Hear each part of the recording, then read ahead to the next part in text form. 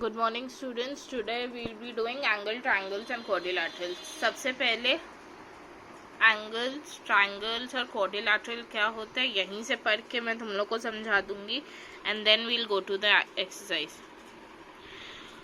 What is an angle? इसको mark कर लो। When two line segments meet at a point, an angle is formed. Those two line segments are called arms of the angle and point is called the vertex of the angle. ठीक है। Adjacent angles मतलब दो angles pass pass. If two angles have the same vertex and one common arm, and if the two angles are on the opposite side of the common arm, then the two angles are called adjacent angles. ये vertex है और ये vertex है, ठीक है। Same vertex हो गई, एक कॉमन आर्म शेयर करते हैं और दोनों ऑपोजिट साइड है, ठीक है।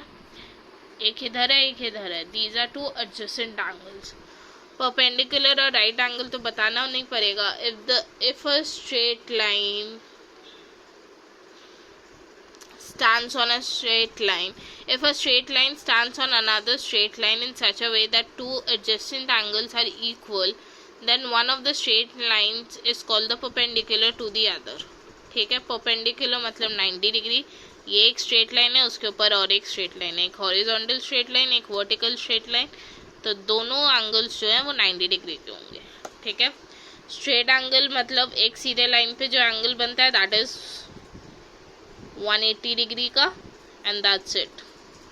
acute angle, an angle which is less than the right angle is called an acute angle, ठीक है। Less than the right angle मतलब 0 से लेके 90 डिग्री के बीच जो एंगल आते हैं that is an acute angle. obtuse, greater than 90 degree but less than 180 degree. 90 degree से ज़्यादा बट 180 डिग्री से कम, ठीक है। क्योंकि 90 डिग्री परपेंडिकुलर एंगल होता है, 180 डिग्री स्ट्रेट एंगल होता है। इन सब के बीच में जो आएगा that is your obtuse angle, ठीक है। Reflex angle, an angle which is greater then 2 right angles but less then 4 right angle is called a reflex angle. 4 right angles मतलब 360 डिग्री। तो अगर कोई एंगल 180 डिग्री से बड़ा है, ठीक है, बट 360 डिग्री से छोटा है, उसको हम लोग ऐसे लिखेंगे, 180 डिग्री से बड़ा बट 360 से छोटा, that is your reflex angle. Fine. Complementary angles and supplementary angles. Complementary angles क्या होता है? If the sum of two angles is equal to 90 degree और one right angle, then each angle is called the complementary angle. ये दोनों को मिला के अगर 90 डिग्री होता है तो वो कॉम्प्लीमेंट्री है, ठीक है। और supplementary, if the sum of two angles is equal to 180 degree और two right angles, then each angle is called the supplementary angle of the other.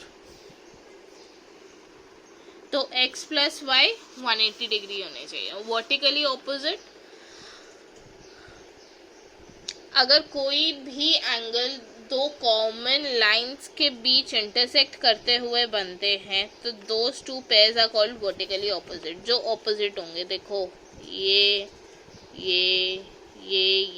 These are all vertically opposite angles.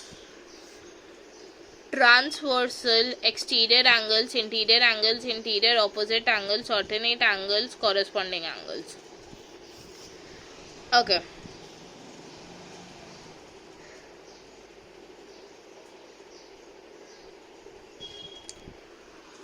अगर दो straight lines को एक straight line intersect करती है तो this is your transversal, EF is your transversal, ठीक है।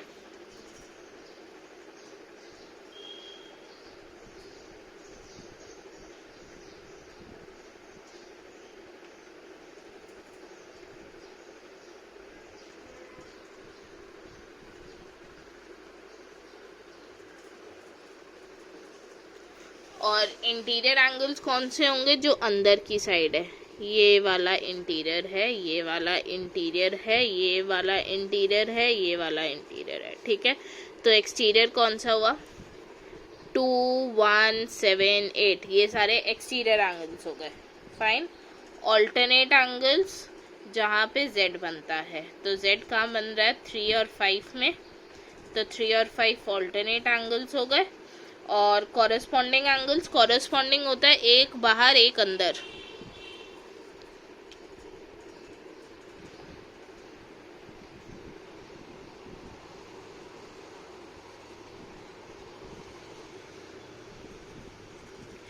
एक बाहर और एक अंदर कॉरेस्पॉन्डिंग होता है। तो ये 1 है, ये 5 है, तो ये कॉरेस्पॉन्डिंग है। 4 और 8 कॉरेस्पॉन्डिंग है। 2 और 6 मतलब एक बाहर की तरफ रहेगा तो एक अंदर की तरफ रहेगा, वो कॉरेस्पॉन्डिंग एंगल्स होते हैं, ठीक है।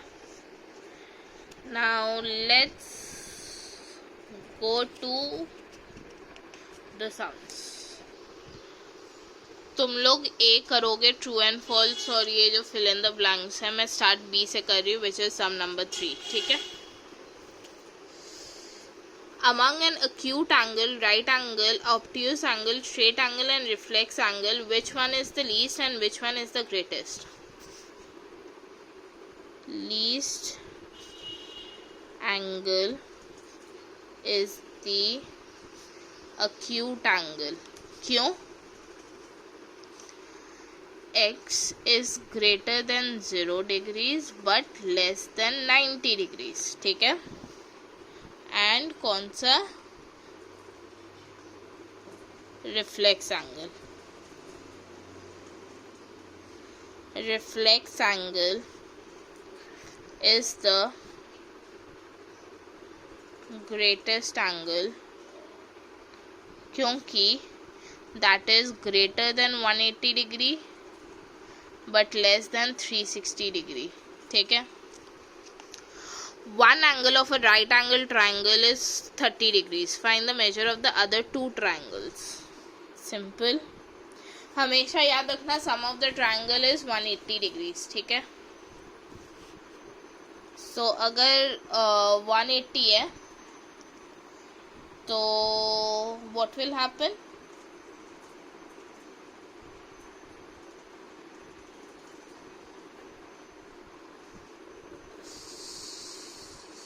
तो ये होगा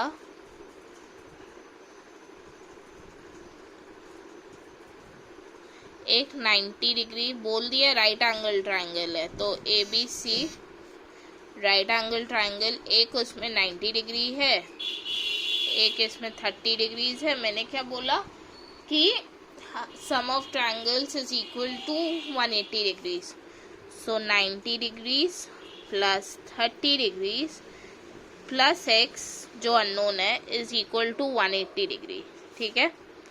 120 degrees plus x is equal to 180 degrees. x is equal to 180 minus 120 gives us 60 degree. तो क्या क्या एंगल्स हुए? Therefore the angles are 90 degrees and 60 degrees. Sum number 5. What is the maximum number of obtuse angles in a triangle? अच्छा मेरे को एक बात बताओ, ट्रायंगल का मैंने सम बोला कि 180 डिग्री होगा, राइट? तो दो ऑब्ट्यूज तो मिल नहीं सकते हम लोग को। सो क्वेश्चन क्या, what is the maximum number? Maximum number of an obtuse angle in a triangle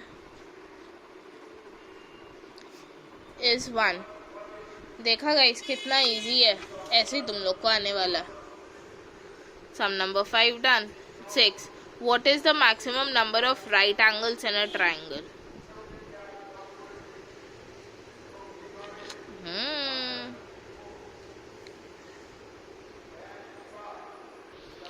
guys देखो मैंने क्या बोला कि मैं ड्रॉ करके दिखा देती हूँ। ये सपोज एक ट्रायंगल है, ठीक है, जिसका नाम है ABC, फाइन।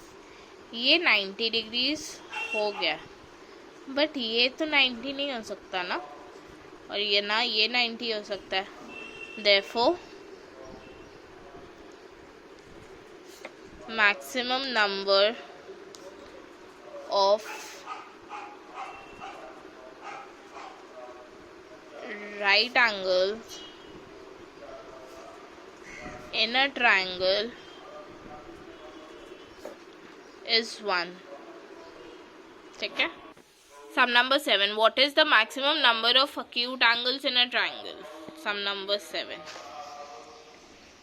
suppose ये एक ट्रायंगल है, ठीक है, ABC, ये भी अक्यूट हो सकता है, ये भी अक्यूट हो सकता है, ये भी अक्यूट हो सकता है, ठीक है। तो maximum number, therefore the maximum number of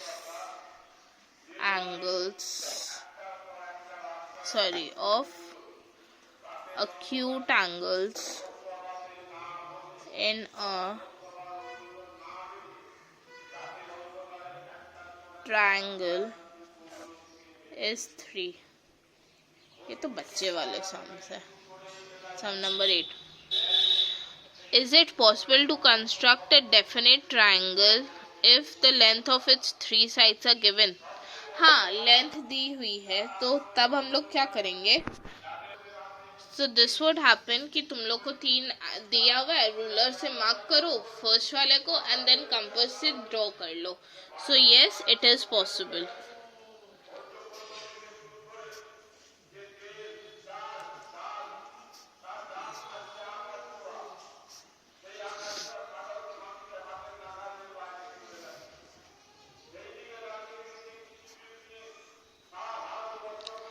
Number 9, is it possible to construct a definite triangle if the measure of its 3 angles are given? इसका भी आंसर yes होगा, ठीक है।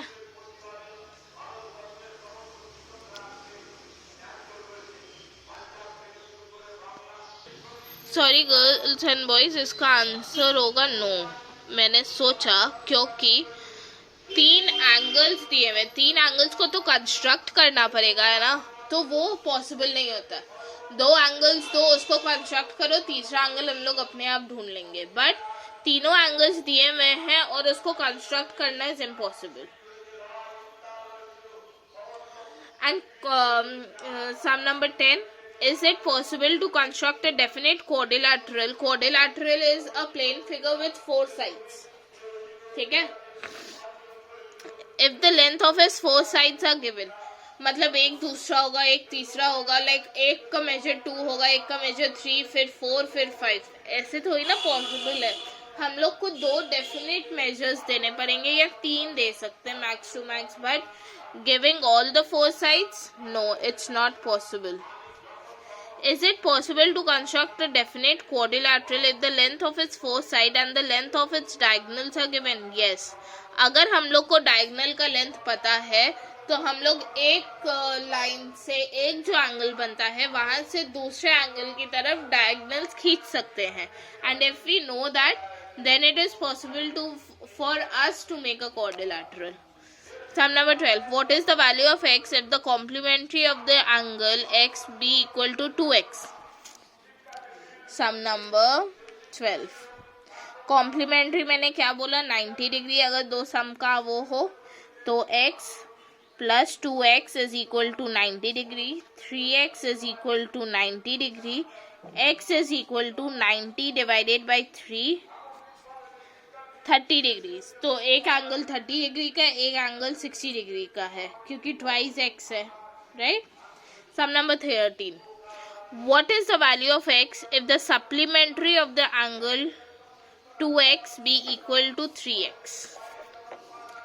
दो एंगल्स अगर 180 डिग्री के हों, 2x plus 3x is equal to 180 degrees, 5x is equal to 180 degree. So x is equal to 180 divided by 5. 5 3s are 15, 5 6 are 30, तो 36 डिग्रीज. यहाँ पे x का वैल्यू 36 आएगा. Guys, I will stop it here only. I'll not do sum number 14 because अगर मैंने वो किया तो तुम लोग को समझ में भी नहीं आएगा and it's high time. मेरे को पता है इससे ज़्यादा तुम लोग कर नहीं पाओगे. So yeah, I will do the next sums in the next class and then हम लोग के पास फॉर्मूला वाला चैप्टर बाकी रहेगा बस. Right? So we will do that in the next week. And उसके बीच I can take a doubt clearing session on a Saturday, but we'll see about that. ठीक है? Till then, practice because maths exam this time won't be easy. जितना easy मैंने दे दिया था. Till then, bye guys. See you on Friday. And yeah, be safe and be happy.